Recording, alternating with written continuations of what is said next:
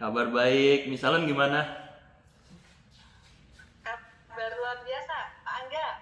Angga ini adalah Head of Research dari NH Korindo Sekuritas. Benar ya Pak ya? Iya, betul. Boleh diceritakan? Iya, sangat humble sekali nih profil Pak Angga. Boleh cerita dikit Pak tentang Pak Angga sebelum kita ngobrol tentang sektor farmasi dan Mungkin kalau dari saya sendiri ya saat ini saya berposisi sebagai Head Research and Analyst ya di salah satu sekuritas NH Korindo. Itu salah satu sekuritas yang headquarternya di Korea Selatan ya, Miss Ellen dan teman-teman Smart Investor sekalian. Jadi ya Korea Selatan itu kalau kita tahu mungkin lebih terkenal ada ekspor dramanya sama K-popnya. Sebenarnya mungkin untuk keuangan juga mulai banyak itu kita bisa lihat kan, banyak perbankan, banyak sekuritas juga yang sekarang berbasis di Korea ya. Terutama mungkin mereka karena melihat pangsa pasar Indonesia ini kan masih cukup luas sekali ya untuk penetrasi pasar modalnya. Mungkin baru tercatat data terakhir itu jumlah pemilik account SID ya baru 3 juta. Emang 3 juta kalau dari nominal kan nggak kecil ya, tapi mungkin dibandingkan jumlah penduduk Indonesia ya paling hanya lebih dari 1% lebih dikit gitu kan Miss. Ya ini tentu juga thank you dengan Miss Ellen dan tim di IM Trade yang paling getol pokoknya kalau untuk memajukan edukasi ke investor retail ya, basis investor retail kita Miss. Kita sama-sama ya di sini ya menghadapi ya. Saya sendiri di pasar modal kurang lebih sebenarnya untuk profesi 3 tahun, tapi saya juga berasal dari investor retail juga gitu. Kurang lebih sejak 2009-2010 ya pertama kali saya mulai bertransaksi saham ya ininya ya. Habis itu ya karena memang senang ya nyari-nyari kesempatan gitu untuk ikut bekerja juga di pasar modal gitu lah ya. Sampai mendapatkan kesempatan ya alhamdulillah sekarang ya memimpin tim riset kami di NH Korindo Sekuritas gitu misalnya. Menarik banget. Nah, Pak Angga ini luar biasa banget loh teman-teman. Jadi biasanya kalau aku ajak analis ke live tuh tahu nggak teman-teman, gak gampang, apalagi headnya ya. Karena seringkali apa ya, analis tuh kayaknya kebanyakan malu-malu ya Pak ya. Tapi Pak Angga ini yang proaktif menghubungi saya, semangat mengedukasi. Sebelumnya terima kasih banyak nih buat Pak Angga. Halo. Oke. Terima kasih kembali Miss Ellen dan teman-teman di IM Trade semua juga mengundang kita. Thank you sekali loh ini ya. Kita sangat sangat senang sekali deh pokoknya dengan kesempatan ini.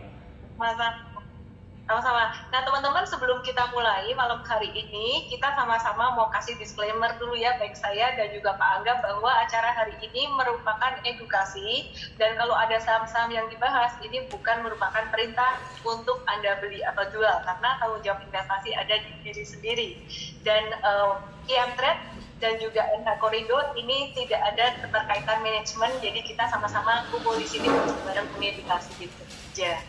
Nah, Pak Angga, ya ini jadi biasanya saya kasih disclaimer kayak gitu ya Pak Angga ya. Iya. Gitu.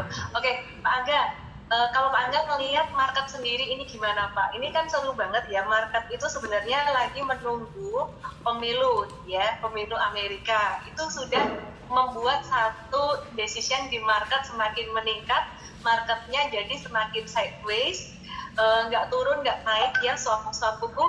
Nah, hari ini ditambah nih Presiden Trump kena COVID bersama dengan Melania Trump.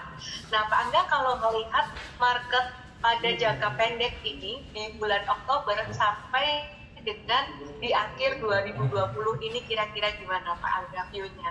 Oke, kalau untuk ini view market secara umum ya Miss Ellen dan teman-teman investor sekalian memang belakangan sih kelihatan agak ini ya, temboknya di 5.000 agak sulit ditembus ya. Kayak kemarin itu kita udah naik luar biasa 49 sekian ya, hampir di bawah 5.000 lah. Maksudnya mau coba nguji tapi gagal lagi nih hari ini gitu kan. Jadi seolah-olah ada itu kan memang level psikologi ya di 5.000 yang sulit ditembus.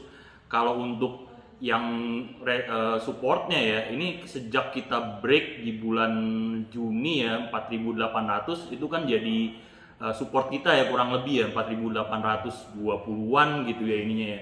Agak ya kita biasanya sebaliknya gitu, kalau kita udah nyampe 48 biasanya mental lagi ke atas gitu loh. Jadi kita ngeliatnya sih bergerak di antara 48 sampai 5.000 ya. Mungkin kalau misalkan memang dalam skenario yang bullish sekali ya, misalkan pemilu Amerika juga berjalan lancar, yang walaupun hari ini kita nerima news yang agak setback lah ya buat kita ya, mungkin sih kita ngeliat bisa sampai 54 sebenarnya itu kalau misalnya, tapi memang ada level di 5.000 dulu nih yang sudah berapa minggu ini agak sulit lah sejak kita mulai turun di September ya, sejak kan kita udah mulai downtrend sejak September, akhir Agustus September gitu, agak susah lagi balik ke level segitu ya ininya ya. Walaupun balik juga langsung turun lagi gitu loh. Jadi mungkin konservatifnya sih mungkin segitu ya, akan nggak jauh-jauh dari 5.000 sih sebenarnya misalnya. Ya sama ya, jadi view-nya saya juga ngelihat sih untuk jangka pendek ya, sekitaran seminggu inilah paling tidak, itu IHSG berpotensi bergerak dalam range tadi beda-beda dikit lah, beti-beti 4750 sampai 5.000 ya, kalau Pak Angga 48 sampai 5.000 gitu.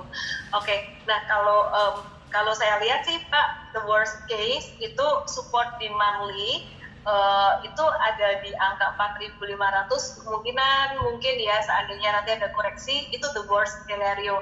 Tapi kalau misalkan teman-teman, saya bilang the worst scenario itu belum tentu terjadi. Jadi teman-teman jangan panik atau jangan takut. Dan kalau misalkan turun sih, justru aku melihat September Oktober ini peluang untuk masuk gitu. Karena susah loh dapetin harga yang semurah bulan Maret kemarin gitu. Nah, Pak Angga, kalau Pak Angga ngelihat ya di bulan November, Desember nanti setelah melewati bulan Oktober ini, Angga ngelihatnya gimana? Arahnya Pak Angga lebih bullish atau bearish?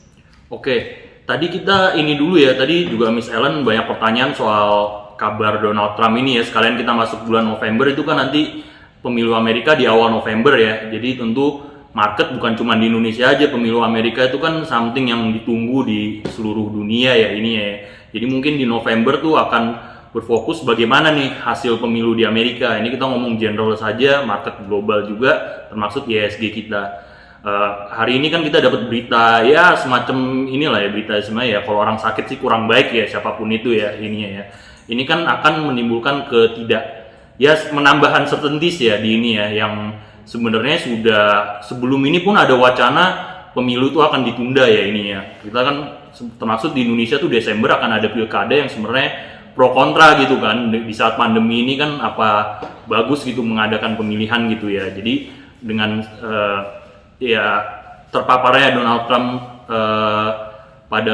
dengan COVID-19 ini kan menambah uncertainties gitu loh. Lalu ada sebenarnya kabar yang ini adalah bahwa kalau dia kalah dia tidak akan menerima hasilnya gitu. Itu juga cukup mengerikan gitu loh. Jadi kita melihat kalau misalkan November Desember ini sih sebenarnya challenge-nya masih cukup ini ya, cukup besar ya dari segi geopolitik. Lalu juga ya sebenarnya ya again yang sudah 6 bulan belakangan ini dia ada benak kita semua kan, gimana perkembangan kasus COVID-19 ini, apakah penanganannya akan membaik apa enggak ya. Saya rasa kalau misalkan menunjukkan tanda-tanda perbaikan dalam artian misalkan kurvanya melandai lah setidaknya lah, tidak perlu turun langsung drastis gitu ya ininya ya. Saya rasa itu katalis paling positif sih di market kalau kita menunjukkan ada perbaikan ya dalam penanganan. Karena saya juga view kita adalah ini kan investor asing kan juga banyak sekali keluar ya, sudah keluarnya nggak habis-habis lah ininya lah.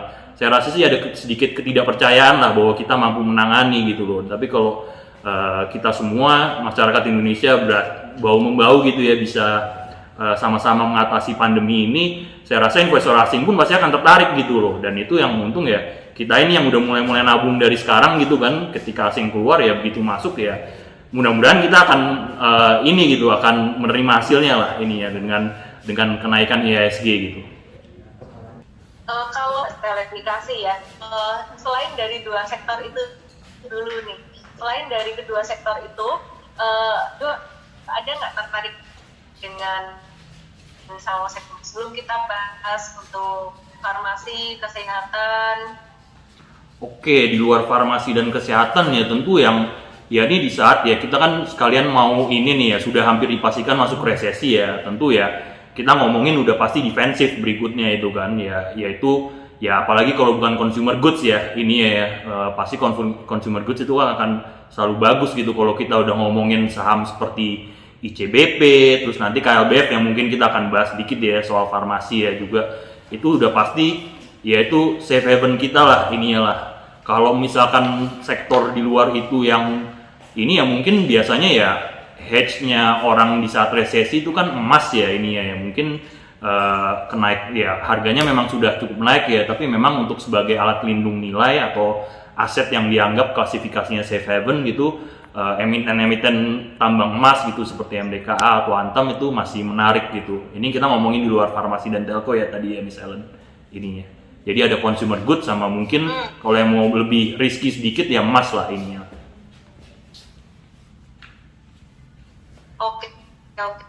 Aku sih setuju ya kalau emas ini masih bagus untuk jangka menengah, jangka panjang. Meskipun short term-nya dia pendek, jangka pendek ini jadi emas ini dia set base dalam jangka pendek itu di angka 1850 sampai range-nya lumayan gede sampai bahkan ada satu resisten kuat di atas itu di 2071.